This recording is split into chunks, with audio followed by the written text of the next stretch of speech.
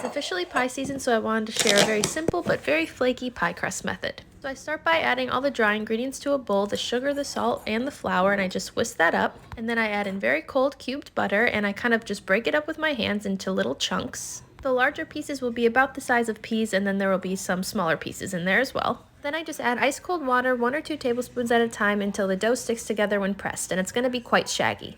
Then I pour it out onto a clean surface and press it together.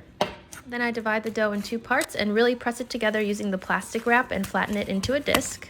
Then I let it chill, and it makes it a lot easier to roll out, and it also gives the flour time to hydrate. And while you're rolling it out, if there's any cracks, you can always just patch it up. It's totally okay. And I roll my crusts maybe 2 inches bigger than the pie pan, and then I place it in there and gently press it into the pan.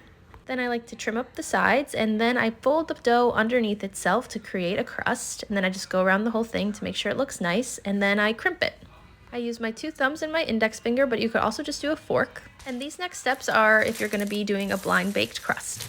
I line the crust with parchment paper and fill it all the way up to the top of the crust, and then I bake it for about 15 minutes, and then I remove the beans and then prick the bottom with a fork and bake it again for about 8 to 10 minutes. And if I'm making some sort of no-bake pie filling, I bake it for about 15 to 20 minutes until it's fully cooked and flaky.